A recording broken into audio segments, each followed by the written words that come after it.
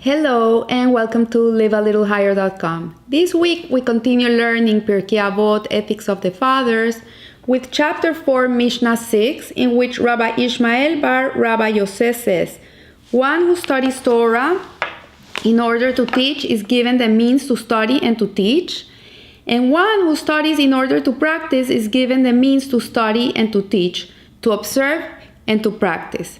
So what the Mishna is saying very clear is that whatever your intention is, that's what you're gonna get.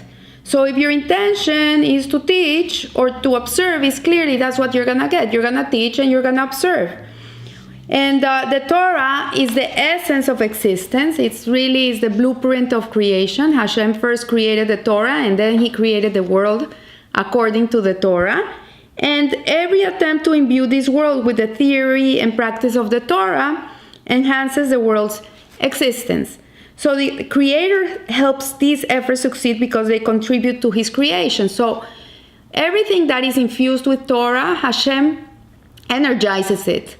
Because this is the whole purpose for which He created the world, was to make a world that is based on Torah values.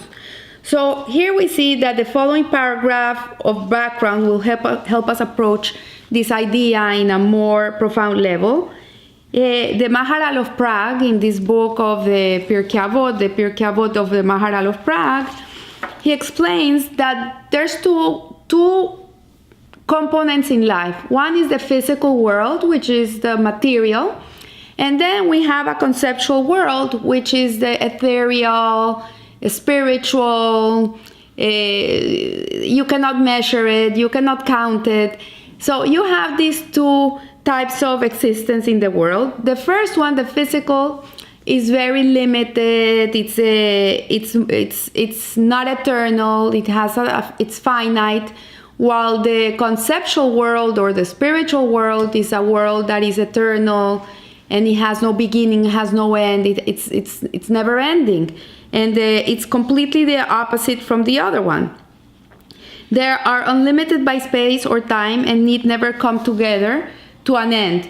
Another quality of something that is conceptual is that they can infuse their superior existence into the physical world. So the spiritual world can infuse the material world. For example, food is a material part of the world. So when you buy kosher food and you're using it to make a meal for Shabbat, and you're gonna have guests in your house, and you put your nicest dishes and your nicest tablecloth and you invite people over, this physical part of the world is gonna be elevated into the spiritual part of the world. But you cannot elevate the spiritual into the material. It's the other way around. So the Torah is on a completely conceptual plane, and therefore does not automatically appear in this physical world. So, however, when mundane life cries out for the conceptual to enrich its existence, Torah responds enthusiastically, always and ready to share and impart its knowledge and its superior existence to the world. So the spiritual world is always ready to aid the material world, and he gives us a metaphor here in which he considers that drives air to join with wood to make fire. Like if there's no air, there's no way you can light a match. When you light a candle and you cover it with a cup, it's gonna extinguish, because if it has no air, then no oxygen, there is not gonna be able for the light to survive. So it says that despite the great power of waiting to be unleashed, the fire needs to be initiated by lighting the wood. So the fire is not going to come by its own. It needs to be ignited, and so too does the Torah. We have the Torah needs to be ignited. Like you have that Sefer in your house, you have a Humash, you have a nice Torah book in your house, you have the Torah scroll in the shul. But if people don't come for Shabbat services on Saturday, or they don't come on Monday and on Thursday to bring out the Torah, then the Torah cannot have the effect in the world. It needs to be propelled. It needs to be unleashed.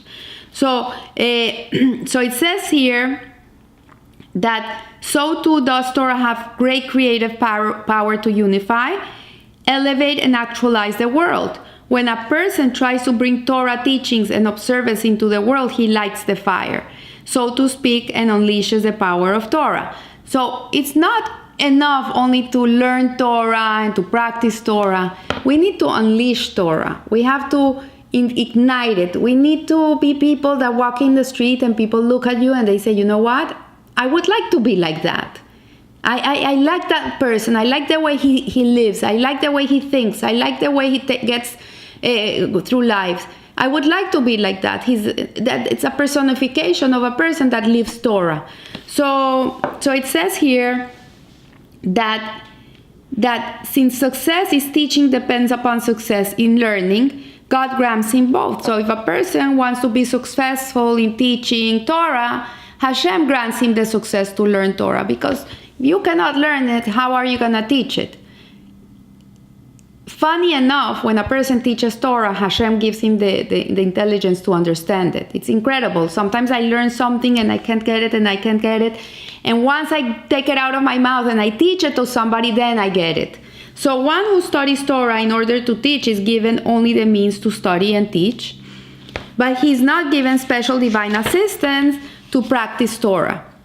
The reason is that intentions bring about their own fulfillment. So intention is the most important tool in serving Hashem, because everything is in the intention. Like, you can learn Torah with the intention of getting wise and knowledge, and you want to know something new, and you want to seem intelligent with other people. And if that's your intention, it's a bad intention. It's not to serve God. It's not the right intention.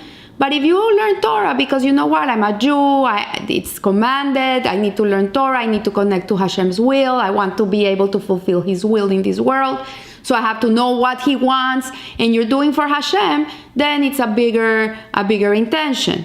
So here it says that the intention to practice Torah is so far-reaching that it encompasses learning in the depth and breadth needed to succeed in learning and teaching as well as doing.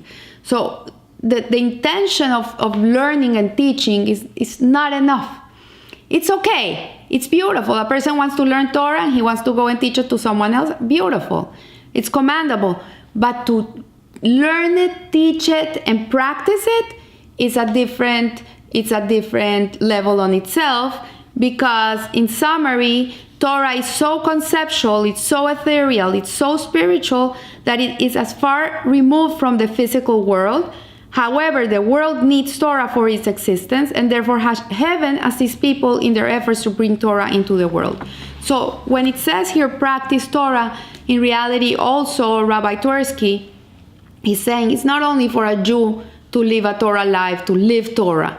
That's beautiful, but there's even a step further, and that is to ignite someone else, to bring someone else closer to Hashem, to be a role model for someone else, or for many people, that they see you, they see the life you live, and people would like to emulate that. And that's the biggest one of all. And now that we're in Hanukkah, the week of Hanukkah, each one of us is a candle in that menorah. And we should increase in ourselves. We should never stay one. We should always light another candle and light another candle and light another candle.